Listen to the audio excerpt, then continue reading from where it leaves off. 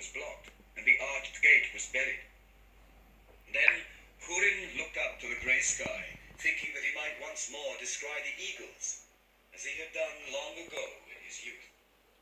But he saw only the shadows blown from the east, and clouds swirling about the inaccessible peaks, and he heard only the wind hissing over the stones.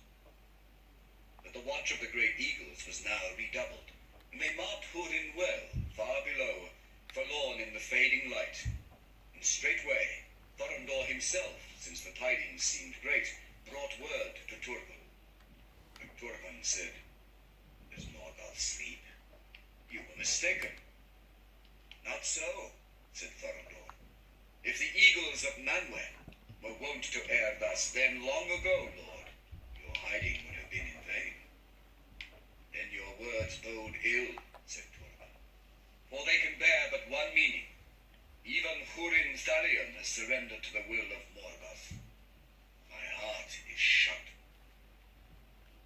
But when Thorondor was gone, Turgon sat long in thought, and he was troubled, remembering the deeds of Hurin of Dor Lomin.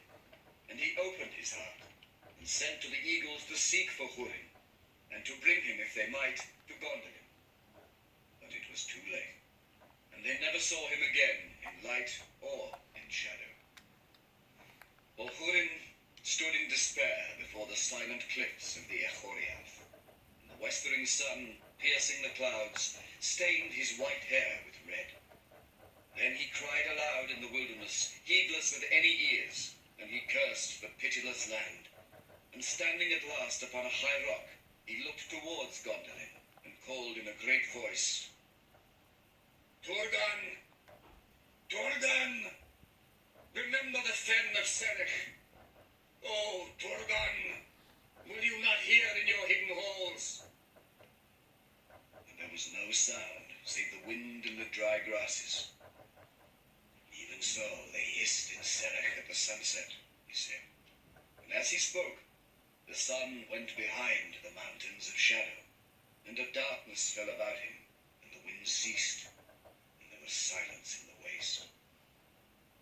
Yet there were ears that heard the words that Hurin spoke, and report of all came soon to the dark throne in the north, and Morgoth smiled, for he knew now clearly in what region Turgon dwelt. Though because of the eagles no spy of his could yet come within sight of the land behind the encircling mountains.